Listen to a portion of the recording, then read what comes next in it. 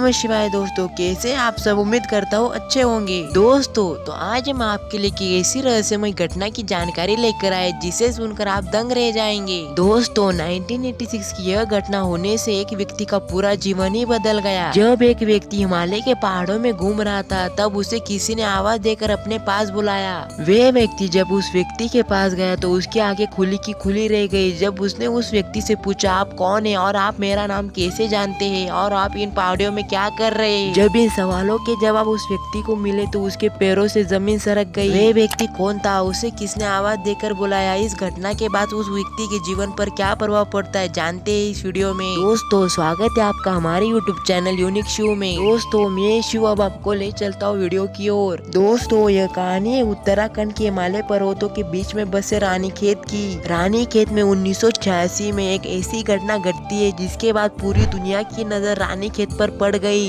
तो दोस्तों 1986 में एक व्यक्ति के साथ ऐसी चमत्कारी घटना घटी जिसके बाद वे पूरी दुनिया के लिए विश्व गुरु बन गए। जी हाँ दोस्तों, मैं बात कर रहा हूँ श्यामाचरण लहरी महाशय की। आज से करीब 150 साल पहले वो सेना के अकाउंटेंट के पद पर दानापुर में कार्य कर रहे थे। अचानक उनको सूचना मिली कि उनका ट्रांसफर अल्मोड़ा जिले के रानीखेत में हो गया, जहाँ पर सेना का नया कैंप स्थापित किया जा रहा है। उस वक्त पहाड़ों पर मोटरसाइकिल, ट्रेन आदि की व्यवस्था नहीं थी। श्यामाचरण लहरी अपने सेवक के साथ घोड़े और बग्गी से यात्रा करते हुए दानापुर से रानीखेत तक पहुँचे। उनको रानीखेत आने में 30 दिनों का समय लगा। रानीखेत में लहरी महाशय के पास ज्यादा काम करने के लिए नहीं था तो वे खाली समय में पहाड़ियों की सैर करने के लिए निकल जाते। उन्होंने यह भी सुन रखा था कि इस हिमालय क्षेत्र में बड़े बड़े संत निवास करते हैं और हमारे श्यामाचरण लहरी महाशय को संतों से मिलने की भी इच्छा थी। एक दिन रानीखेत की पहाड़ियों पे घूमते वक्त उनको लगा कि किसी ने उनका नाम लेकर बुलाया हो।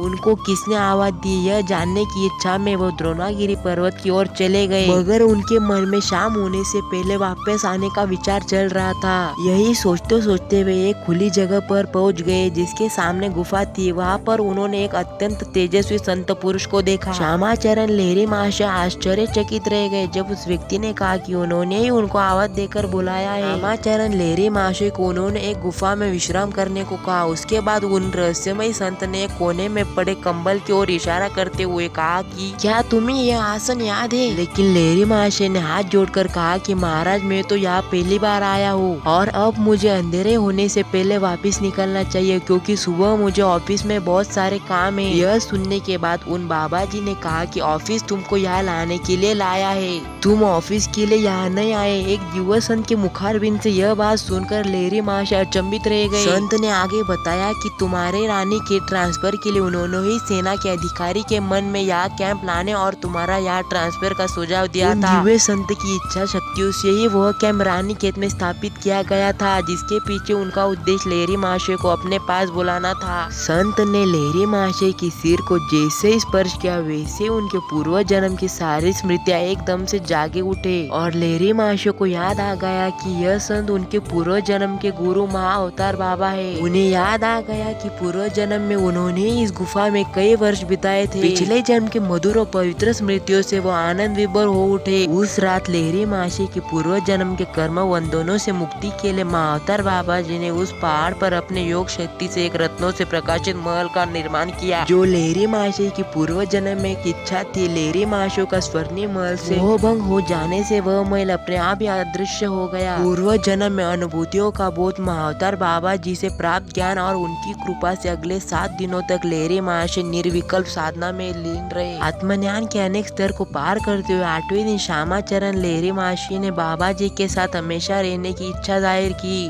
बाबा जी ने उन्हें बताया कि उनके इस जन्म का उद्देश्य सामान्य लोगों के बीच रहकर अपनी भूमिका निभानी है। गृहस्थी लोगों के रूप में उन्हें संसारिक लोगों के मध्य रहकर उन्हें संत वंदना देनी होगी कि क्रिया योग के माध्यम से गृहस्थ इंसान भी ब्रह्म की प्राप्ति कर सकता है। अवतार बाबा जी ने उन्हें यह भी वचन दिया कि जब भी लहरी महाशय उनका आह्वान करेंगे तो उनके गुरुवर उनके सामने प्रकट हो जाएंगे। उनके गुरु के आदेश से लहरी महाशय द्रोणागिरी पर्वत से नीचे उतरे और जब लहरी महाशय 10 दिन के बाद जब अपने कार्यालय पहुंचे तो उनके सहयोगी प्रसन्न हो उठे। उनको लगा था कि वे कहीं पहाड़ी में खो गए और उसके बाद मुख्यालय से एक पत्र आया। उसमें लिखा था कि श्यामाचरण लहरी महाशय का वापस दानापुर बुलाया गया है और कारण यह बताया कि उनका ट्रांसफर गलती से रानीखेत में हो गया आया। उसके बाद लेरी महाशय ने अपने पद से इस्तीफा दे दिया और क्रिया योग का विस्तार करने के लिए अपने पूरे परिवार को लेकर काशी आ गए। उन्होंने काशी में रहकर क्रिया योग लोगों को सिखाना शुरू कर दिया और इसी बीच उन्होंने बहुत सारे चमत्कार भी किए।